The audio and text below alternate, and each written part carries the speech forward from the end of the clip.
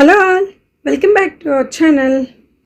ఈరోజు మన వీడియోలో ఎంతో కమ్మగా రెస్టారెంట్ స్టైల్లో ఉండే పర్ఫెక్ట్ లంచ్ మెనూ రెసిపీని చూపించబోతున్నాను అనమాట. గుమగుమలాడే వెజ్ పలావ్, దాని బెస్ట్ కాంబినేషన్ అయిన స్పైసీ మిర్చికా సలాన్ రెసిపీని చూపించబోతున్నాను. లంచ్ టైంలో ఇలాంటి వేడి వేడి వెజ్ మీల్ పడితే ఆ మజానే వేరు కదా. ఇంకెందుకు ఆలస్యం, ఈ వీడియోని చూసేద్దాం. వీడియోని ఎక్కడ స్కిప్ చేయకుండా చివరి వరకు చూసేయండి. మరి దీనికోసం అయితే ఒక బాండీ తీసుకొని అందులో పావు కప్ వరకు ఆయిల్, అలాగే 2 to 3 టేబుల్ స్పూన్ వరకు నెయ్యిని వేసుకోవాలి. ఈ ఆయిల్ అనేది వేడెక్కిన తర్వాత ఇందులో హోల్ గరం మసాలాని వేసుకొని ఒక 30 సెకండ్స్ పాటు హై ఫ్లేమ్ మీదే ఫ్రై చేసుకోవాలి. తర్వాత సన్నగా కట్ చేసి పెట్టుకున్న ఒక పెద్ద సైజ్ ఆనియన్ని ఇందులో వేసుకొని ఒక 2 మినిట్స్ పాటు హై ఫ్లేమ్ మీదే ఫ్రై చేసుకోవాలి. వీటితో పాటే సన్నగా కట్ చేసి పెట్టుకున్న పచ్చిమిర్చి, క్యాప్సికమ్, టమాటో, గ్రీన్ బఠానీ, అలాగే క్యారెట్, నేను ఇంకా రెడ్ క్యాప్సికమ్ ఇంకా ఎల్లో క్యాప్సికమ్ కూడా వేసుకున్నాను అండి. మీరు వీటితో పాటే ఆలు, గోబీ ఏవైనా కూడా వేసుకోవచ్చు అనమాట, మీకు నచ్చిన వెజిటేబుల్స్ అనేవి. తర్వాత వీటిని హై ఫ్లేమ్ మీదే ఒక 4 to 5 మినిట్స్ పాటు ఫ్రై చేసుకోవాలి. ఈ వెజిటేబుల్స్ అనేవి పూర్తిగా ఫ్రై అవ్వాల్సిన అవసరం లేదండి, ఒక 50% పాటు ఫ్రై అయితే సరిపోతుంది. తర్వాత ఫ్రెష్గా రుబ్బి పెట్టుకున్న 2 టేబుల్ స్పూన్ వరకు అల్లం వెల్లుల్లి పేస్ట్ని వేసుకొని పచ్చివాసన పోయేంత వరకు ఫ్రై చేసుకోవాలి. దీంతో పాటే కొత్తిమీర, అలాగే కొద్దిగా పుదీనాని కూడా వేసుకొని మరొకసారి ఫ్రై చేసుకోవాలి. తర్వాత ముందుగానే కడిగి ఉంచుకున్న బాస్మతి రైస్ని ఇందులో వేసుకోవాలి. ఇక్కడ నేనైతే 2 గ్లాసెస్ బాస్మతి రైస్ని తీసుకున్నానండి. వీటిని శుభ్రంగా వాష్ చేసుకొని ఒక 15 మినిట్స్ పాటు నానబెట్టుకొని వేసుకోవాలి. ఈ రైస్ని ఒక 2 మినిట్స్ పాటు హై ఫ్లేమ్ మీదే ఫ్రై చేసుకోవాలి. ఈ విధంగా ఫ్రై చేసుకోవడం వల్ల రైస్ అనేది ఉడికిన తర్వాత పొడి పొడిలాడుతూ వస్తుందన్నమాట. ఇక్కడ వాటర్ క్వాంటిటీ అనేది మనం రైస్ 15 మినిట్స్ పాటు నానబెట్టుకున్నాం కాబట్టి మీరు వాటర్ అనేది చూసుకొని పోసుకోండి. ఈ వాటర్ అనేది రైస్ని బట్టి కూడా తక్కువ పట్టొచ్చు, ఎక్కువ పట్టొచ్చు, అందుకని చూసుకొని వేసుకోండి. తర్వాత రుచికి సరిపడా సాల్ట్ని వేసుకొని హై ఫ్లేమ్ మీదే ఈ రైస్ను ఉడికించుకోవాలి. ఈ విధంగా ఉడుకుతున్నప్పుడు మంటని లో ఫ్లేమ్ మీద పెట్టుకొని 10 to 15 మినిట్స్ పాటు కుక్ చేసుకోండి. చూసారు కదా, 10 మినిట్స్ పాటు లో ఫ్లేమ్ మీద కుక్ చేసుకున్నాం. గుమగుమలాడే వెజ్ పలావ్ అయితే రెడీ అయిపోయిందనమాట. చాలా బాగా వచ్చిందండి రైస్ అనేది. మీరు వాటర్ చూసుకొని పోసుకోండి, పర్ఫెక్ట్గా వస్తుంది. ఇప్పుడు మిర్చికా సలాన్ రెసిపీని ఎలా ప్రిపేర్ చేసుకోవాలో చూసేద్దాం. దీనికోసం ముందుగా ఒక ప్యాన్ తీసుకొని అందులో ఒక 2 టేబుల్ స్పూన్ వరకు పల్లీలు వేసుకొని లో ఫ్లేమ్ మీద ఫ్రై చేసుకోవాలి.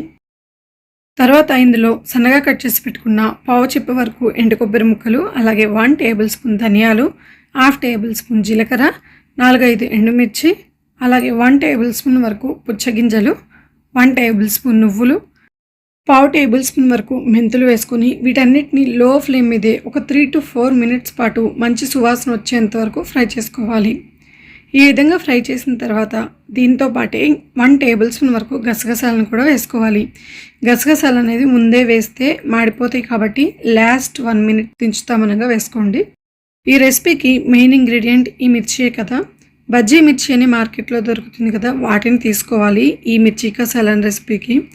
తర్వాత వీటిని మధ్యలోకి ఈ విధంగా ఘాట్లు పెట్టుకొని, మీకు మిర్చి మంటగా ఉన్నట్లయితే మధ్యలో ఉన్న గింజల్ని తీసేయండి. మంట లేదు అనుకుంటే వాటిని అలాగే వదిలేసి పొడవుగా ఉంటే సగానికి కట్ చేసుకొని పక్కన పెట్టుకోండి. అదే బండిలో 1 టేబుల్ స్పూన్ ఆయిల్ వేసుకొని ఒక ఆనియన్ని పెద్ద సైజు ముక్కలుగా కట్ చేసుకొని వేసుకోండి. ఆనియన్ అనేది ఈ విధంగా పింక్ కలర్లోకి వచ్చేంత వరకు ఫ్రై చేసుకుంటే సరిపోతుంది. తర్వాత వీటిని కూడా ఈ మిక్సీ జార్లో వేసుకొని స్మూత్ పేస్ట్ లాగా మిక్సీ పట్టుకొని పక్కన పెట్టుకోండి. అదే బండిలో ఒక 2 టేబుల్ స్పూన్ వరకు ఆయిల్ వేసుకొని లో ఫ్లేమ్ మీదే ఈ పచ్చిమిర్చిని 4 to 5 మినిట్స్ పాటు ఫ్రై చేసుకోవాలి. ఈ విధంగా ఫ్రై చేసి పెట్టుకున్న మిర్చిని ఒక ప్లేట్లోకి తీసుకొని పక్కన పెట్టుకోవాలి. అదే బండిలో ఒక పావు కప్పు వరకు ఆయిల్ని వేసుకొని వేడి చేసుకోవాలి. తర్వాత పావు టేబుల్ స్పూన్ వరకు జీలకర్ర వేసుకొని ఫ్రై చేసుకోవాలి. దీంతో పాటే ఫ్రెష్గా రుబ్బి పెట్టుకున్న 1 టేబుల్ స్పూన్ వరకు అల్లం వెల్లుల్లి పేస్ట్ని వేసుకొని పచ్చివాసన పోయేంత వరకు ఫ్రై చేసుకోవాలి. ఈ మిర్చికా సలాన్ రెసిపీకి ఆయిల్ అనేది కొంచెం ఎక్కువగానే పడుతుందన్నమాట. తర్వాత ఇందులో పావు టేబుల్ స్పూన్ పసుపు, 1.5 టేబుల్ స్పూన్ వరకు కారం వేసుకొని ఫ్రై చేసుకోవాలి.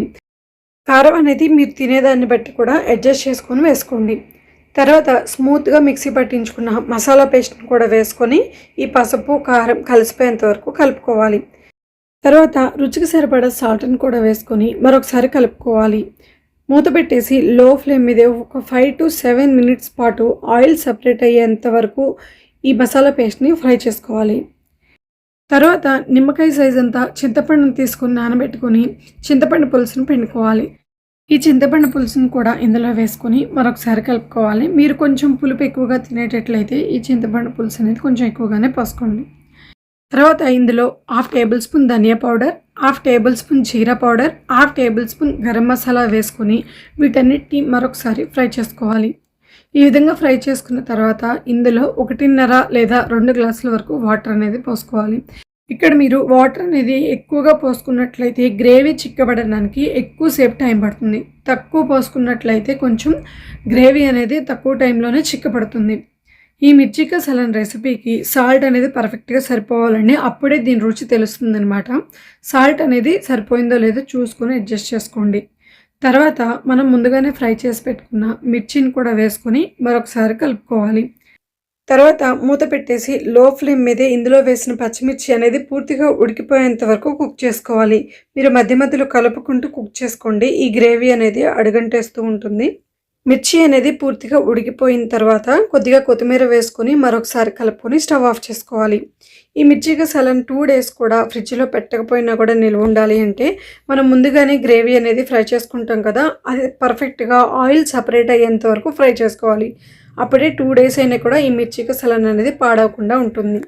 చూసారు కదండి, ఈ వెజ్ పలావ్ అలాగే మిర్చి కసాలన్ రెసిపీని ఎలా ప్రిపేర్ చేసుకోవాలో మీరు కూడా ఒకసారి ట్రై చేసి మీకు ఎలా కుదిరిందో కామెంట్ చేయండి.